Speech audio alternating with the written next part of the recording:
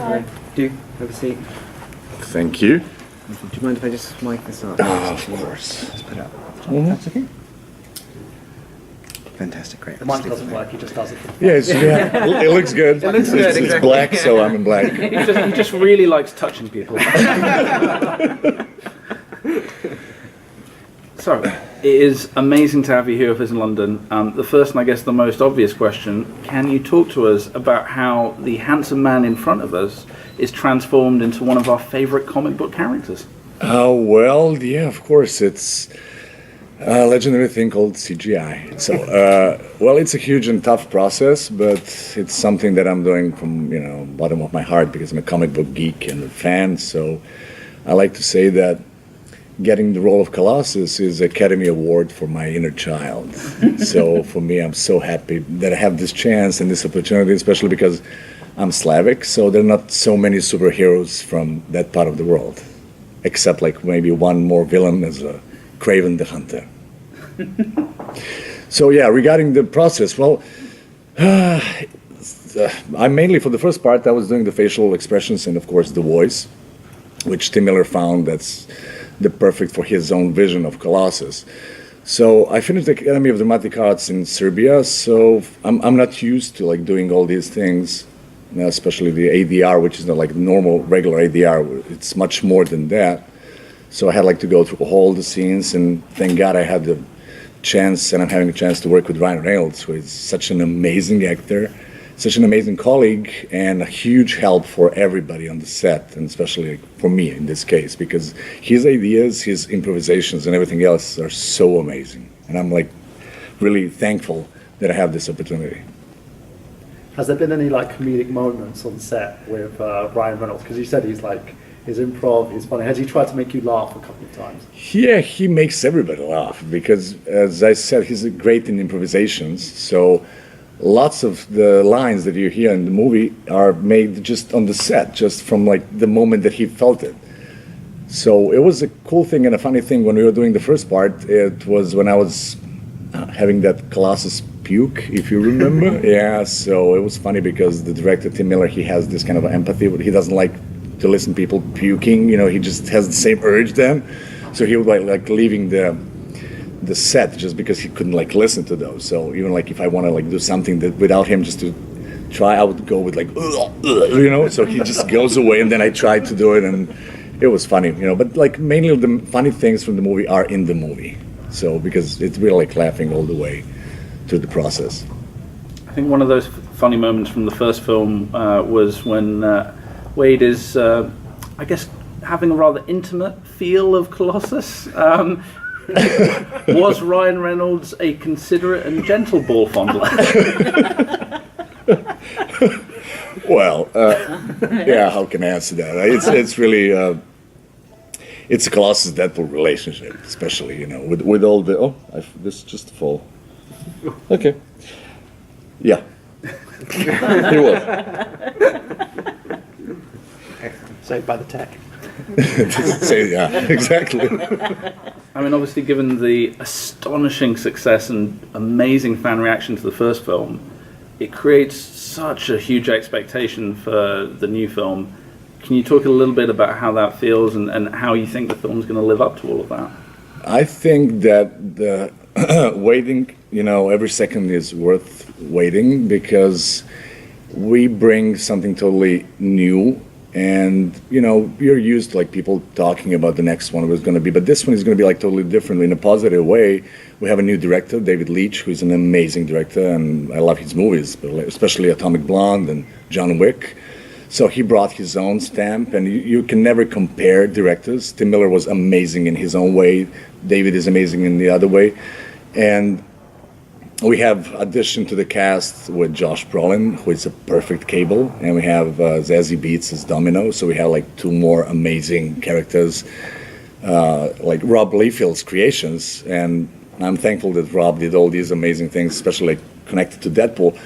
So this is like definitely like a new level with Deadpool. So if you go in that genre kind of thing, you can expect that, Deadpool thing is just, it's growing, and that's why we're going to have something that will be a great sequel.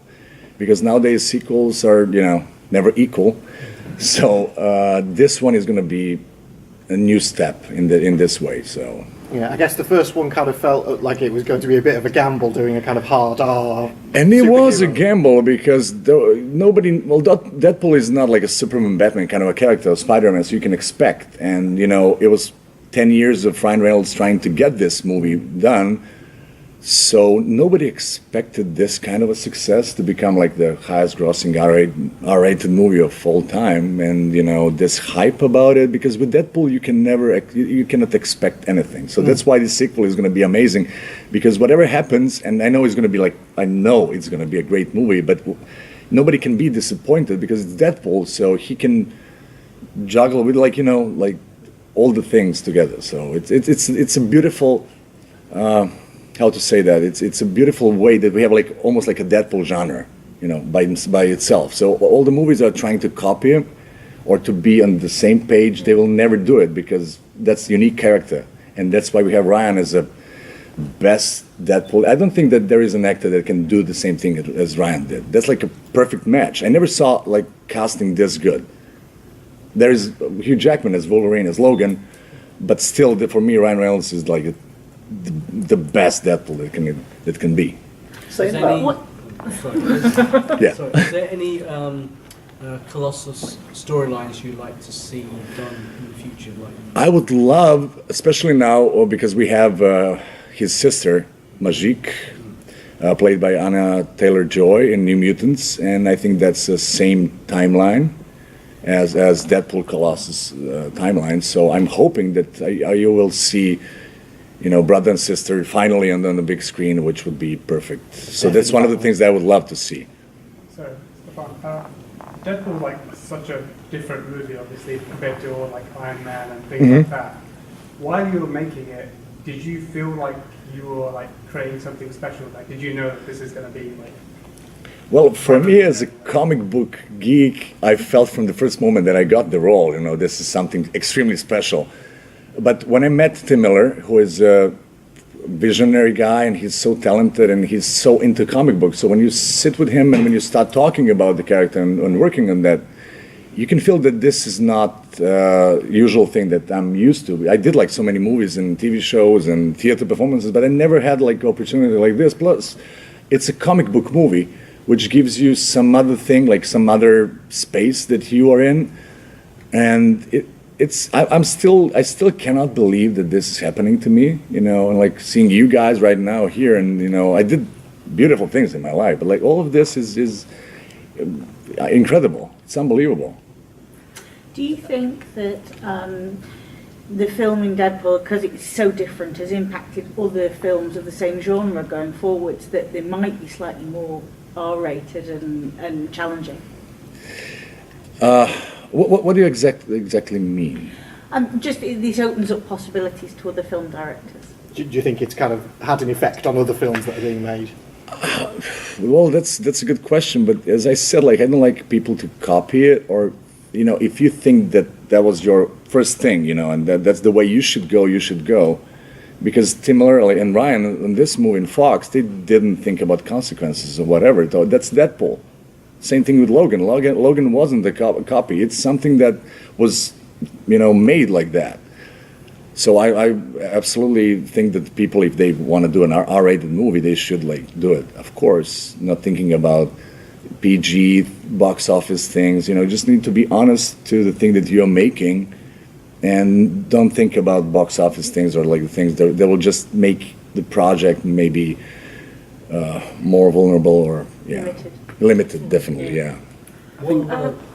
Sorry. Can I just say it's really nice to see sort of variety in casting, because we get loads of Americans, we get loads of British people in blockbuster films, so it's really nice to see sort of more Europeans and not just always being, a Bond villain. Yeah, I agree. I agree. I'm Finnish myself, so I kind of know, ooh, IKEA advert, kind of thing. But what do you think? How did you manage to get into get their attention and to go, this guy is going to be our Colossus? Well, thanks to Tim Miller, first of all, because he didn't want, people to imitate the accent, or he wanted to be original in that thing, because before there was like a Colossus character in one of the X-Men movies, but like really short and little, not so many scenes, but he had like an American accent or something like that. So in this case, he wanted to be as honest to the comic book and to like even like to the cartoon that was in the 90s or so, where Pyotr Nikolaevich Rasputin or Colossus had a Russian accent, which that's something that we should, still keep, as you have like a German, the Nightcrawler is German, just to keep it real to the comic book. And that's why he chose me, and he loved my self-tapes, and I'm so grateful and thankful that that happened. But, I totally understand your point, but it's moving, because people want, nowadays, not like people to imitate. They just want original people. Obviously, for comic fans, the prospect of seeing some of the new characters, particularly Cable and Domino, on screen is really exciting. For perhaps people who aren't as familiar with the original comics, can you tell us a bit about what we can expect from both of those characters, and what you think makes Josh and Zazie such a good fit?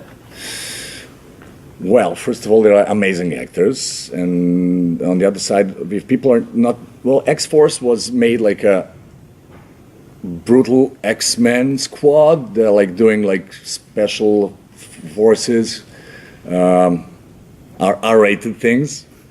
So I think Deadpool is kind of logical. Next step is to get involved with Rob Liefeld's creations, where he made all of them. So I think that was like some few questions regarding in the comic book. Cable is like extremely big and extremely huge, so we can like you cannot find like that kind of an actor, right nowadays. But Josh Brolin brings everything with his acting on the set, and he brings with his face. He's exactly the Cable I was when I was reading the comic book. I would love to see somebody like him on the screen. And plus, you have Zazie Beetz. She's capable of doing like amazing action scenes. She's funny. She's a beautiful actress. So I think that Fox made a beautiful call in casting. So that's one of the reasons that X-Force, as something that's going to happen in next year, is going to have like a franchise their own. There's going to be like an R-rated X-Men kind of thing, and I think that people are going to love it and geek out. I think with Zazie, obviously, there was a bit of a debate amongst the fan community about the changes in the aesthetic of Domino, and I think, again, I really don't understand those things, and Zazie is a perfect Domino. Like, well, people will see, those changes or whatever, if director thinks that, and definitely in this case, it's a perfect choice. So I just don't get into like those things. Like, fan can love you, fans can hate you, but like those reasons are, for me, I just don't understand that.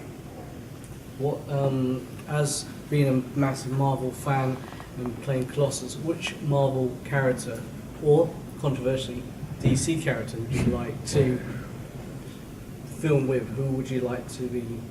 Oh, I would love to work with Hugh Jackman as Wolverine, but unfortunately, I don't think that he's going to repeat his roles, unfortunately. But no, I would love to, possibly work with Tom Hardy as Venom. He just started filming that, and I love that guy. That guy's an amazing actor. But generally come back to the X-Men family. Now with all those timelines coming back together, we have New Mutants coming out in April, and that's the same timeline as Deadpool. And then we have X-Men at the end of the year, which is not the same, I think. It's like 90s, and this is like right now happening. But it's coming closer, so we'll see what's going to happen, In another comic book question, what are you currently reading at the moment as a comic book geek? Because you probably have some time to like pick up a book or two. Is there anything that yes, right now, and I was just like talking with a friend of mine, Dalibor Talaic. He did Deadpool Kills Marvel Universe. Yeah, he kills Colossus. Yeah, but that's amazing. That's I really recommend that one. It's a beautiful one. When you're making a film, especially when so much of it's improv, you don't necessarily see the bigger picture. So when you see the final film for the first time, are you geeking out as much as everyone else? Absolutely, maybe even more. When I saw my creation, first time in New York from the premiere of Deadpool, I couldn't believe. So I had like to go two more times. The next day I went like to see like 2 times in a row. So And I'm still, when I see it like on HBO or, seeing all those, commercials, whatever is coming out, I'm geeking out all the way. And I cannot wait for the sequel to come out. It's going to be so good. But unfortunately, Every time you went to see it, did you feel like nudging the person next to you and going, I'm Colossus? Oh, no. Well, everybody knew it like at that moment. So, yeah. I think one of the things that was very sweet in the first film was the relationship between Colossus and Negasonic Teenage Warhead. Is that something that we're going to see continue in the franchise as it goes along, that dynamic? Oh, dear. Yeah. We'll see. Well, there are like some things that you just want to say, but you just can't. And especially, yeah. Speaking of the past and not the future, do you have some more memories of working on The Brothers Bloom with Ryan Oh my Johnson? God. And did you foresee him becoming a Star Wars director back then?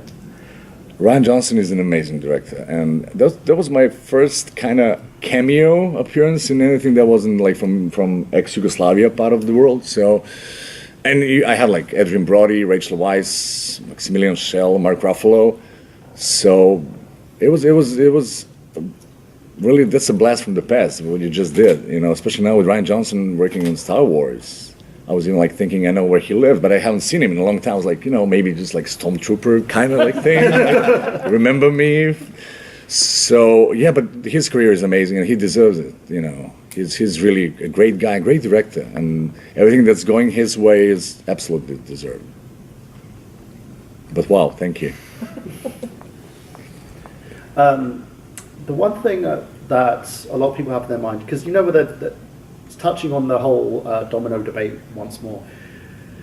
Don't you find that with fans, they kind of have an idea of the character, and then you have when scripts like comic books are adapted to film, you saw, like for instance with X-Men, you saw like two variations of Colossus, the character you played in Deadpool and the one that was played in the X-Men movie. Do you feel that sometimes a character has to be naturally the essence of the character, like the way you played him was more in line with the comics and in line with the cartoon series, and in the X-Men movies he wasn't really played to that specific? Do you feel that a character needs to be organic, or do you feel that they can change anything they want as long as it has some essence of what the character was presented before? Well, that's a tough question because it depends on the vision. I'm a comic book geek, so you understand, my answer, because of course that I want to see exactly how it was in a comic book. But from my actor perspective and creative perspective, I totally understand the visions, and the result is how it works on the big screen in the end. So after that, people can judge, even if I don't think that they would. That's the vision of one director, and that's the way he's doing it. You have, like, as you said, two choices of Colossus. That Colossus didn't work, this Colossus works a lot, so it just depends, this was a good choice. It happened. But don't judge, before you see the result and why something was like that. After that, it's out. It's everybody can see it. Everybody can judge it. For example, like Blade Runner is for me like a really good movie. It's a great movie. People hate it on the other side. I don't understand why, because it's a vision. It's something different. It's a choice. It's a statement, and I just love people working on comic books and making these things happen. And just don't stop doing that. Do you think we'll see an interconnected X-Men universe, like with all the movies coming into one, like with the Marvel movies? I hope so. I hope so that one moment, like the whole Marvel universe will connect, and so we can all go against Thanos or something like that. Because I understand all those franchise or studio politics that can be understood, but on the other side, I would love to see Avengers and X-Men together, and in the future. But you never know. I mean, we are kind of in the middle of a golden age of comic book movies. Do you think we're kind of approaching a saturation point on that now? Or do you think there's still a lot more that can be done? I'm hoping, and I believe in that, there is like a lot to come. In which way, I don't know. It's risky, but now we had Deadpool, we had Logan, we have Guardians of the Galaxy. I'm just standing in a perspective from a Marvel standpoint, because I'm a big fan of DC, but I'm not a big fan of DC movies, just because I I don't like them. I love the characters, but it's not something that, yeah.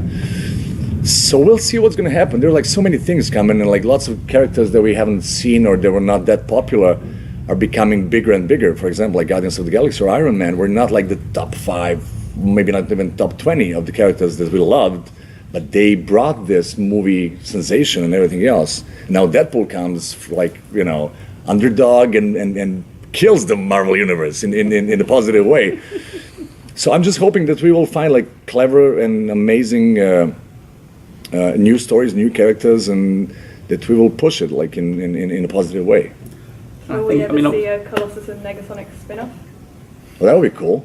That would be cool. I'm just praying that people will still love it. Like I didn't expect the Colossus is going to get so loved by fans. I knew that, you know, it's a great character, but like the love that I'm like receiving from people and from fans, like, you know, it's beautiful. So I just hope that we'll see a lot of Colossus in the future, and I think we will. I think the question that fans had when they knew they were getting a second Deadpool film was what was going to be the same, what was going to be different, just in terms of overall tone. You know, was it going to be more action? Was it going to be darker? Was it going to be more with a comedy? Just in those, I know you can't talk about specifics, but in terms of what people can overall expect from the sequel. But just as you have like two more like huge characters, like as Cable and Domino, is an answer, you know, because that's, you know, Deadpool is growing, and it's making the X-Force franchise bigger and bigger. So it's more like introducing these guys for like their own franchise. So Deadpool 2 is going to be much bigger in many ways, and it's going to be like full of anthology scenes and amazing cast and brilliant Ryan Reynolds, and he's bringing Deadpool to definitely like another level, which is really hard to explain by words, but when you see the sequel you will know what I was talking about, because that guy's unstoppable, and he's so into that role that he almost is like Wade Wilson when you talk with him. It's unbelievable how do you say that? Like, yeah, I'm still jet lagged. I apologize. So, he's so into this role, like that. He's always creating. Like when you see him like walking around after the set, or he's just like trying some new lines, some new ideas, and it's beautiful to see people so much in love with the character. That's really rare nowadays, you know. Do you feel like, as is common as like sequels will do things bigger and better and bigger? Like sometimes it escapes to what originally people loved and it goes too far. With the sequel, I know you can't talk about it, but have you decided like let's not make it too big and just try to keep it still? Well, it still has like the Deadpool soul. Of course, that was like the first Deadpool. Nobody expected. 50% of the people didn't know, you know, who Deadpool is. So there was that factor, which definitely, you know, was working for the movie. Now everybody knows what is Deadpool, so everybody has their own expectation what's going to happen. But I think that nobody will be. I'm sure that nobody will be disappointed. There is no chance. So, of course, I can expect it, you know, whatever. But the thing is, whatever happens and what will happen in the movie will be something that you cannot be disappointed. It's really not like a regular sequel. It's a Deadpool sequel. You know, that's the point. It's a sequel of Deadpool, so you can expect everything. And before you go and get back to fans today, have you got a message to Deadpool fans watching this all around the world? Yes, thank you so much. Colossus is thanking you for everything. Breakfast is the most important meal of the day, don't forget that. And thank you for, you know, making Deadpool franchise such an amazing franchise, and every second is worth waiting for the sequel, because you're going to love it and you're going to geek out. Perfect. Thank you so much. Thank you. Thank you. Thank you, guys. Thank you so much.